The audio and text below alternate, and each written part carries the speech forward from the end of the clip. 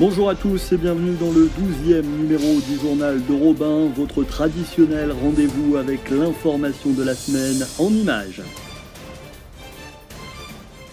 Et on débute ce 12e numéro par une activité originale proposée dans le cadre des cours de français d'une classe de 4e. Au menu, l'avare de Molière. Et pour évaluer les élèves, le professeur leur a proposé de jouer la pièce de théâtre. Certains élèves ont poussé jusqu'au déguisement le jour de l'évaluation. Une mise en scène qui a en tout cas intéressé les élèves et passionné les spectateurs. Cette semaine au CDI du collège, dans le cadre du prix Alizé, organisé en lien avec la médiathèque de Vienne, 2 classes de 5e ont pu rencontrer l'auteur pour jeunesse Jean-Luc Luciani, l'occasion d'un échange particulièrement riche et intéressé de la part des élèves. Et toujours dans la période de préparation aux examens, cette semaine avait lieu le traditionnel brevet blanc pour les élèves de 3e, l'occasion d'un exercice d'entraînement grandeur nature pour l'ensemble des élèves de 3e dans les matières de français, mathématiques et histoire-géographie. Au lycée professionnel, les élèves de la série Bac professionnel commerce ont pu rencontrer cette semaine plusieurs professionnels venus à leur rencontre pour leur expliquer leur métier, mais également leur présenter les différentes techniques de vente.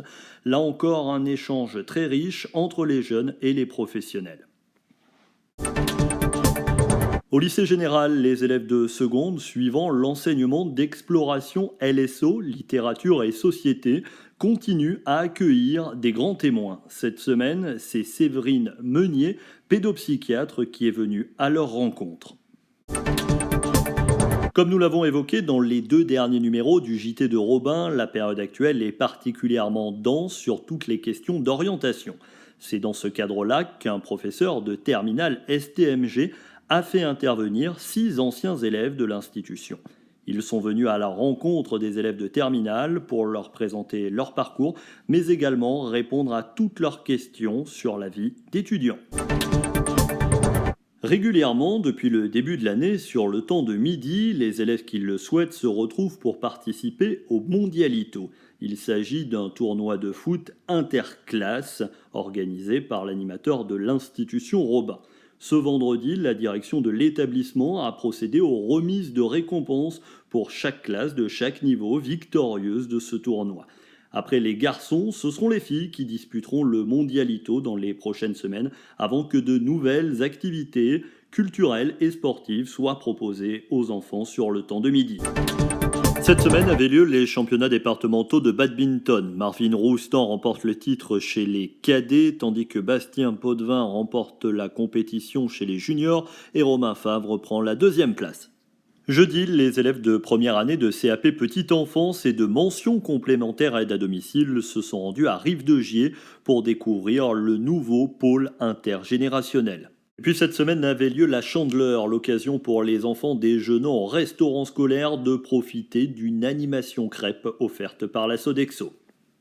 Et on termine ce 12e numéro du journal de Robin par un rendez-vous. Il aura lieu le 7 mars prochain, c'est un samedi, de 9h à 12h. L'institution Robin vous ouvre ses portes à l'occasion de la matinée portes ouvertes.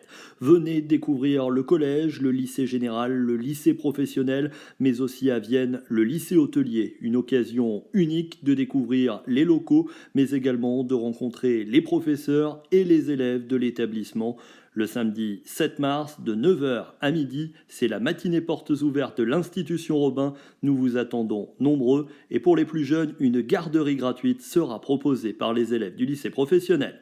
Et c'est ainsi que s'achève le 12e numéro du journal de Robin. Nous vous souhaitons à toutes et à tous de très belles vacances d'hiver, des vacances que nous vous souhaitons particulièrement reposantes. Tout au long de ces 15 jours, n'oubliez pas de nous retrouver sur nos réseaux sociaux et sur notre site internet. C'est là que nous vous ferons vivre en particulier l'extraordinaire voyage en Chine de 22 élèves du lycée. D'ici là, bon repos à toutes et à tous et à très bientôt.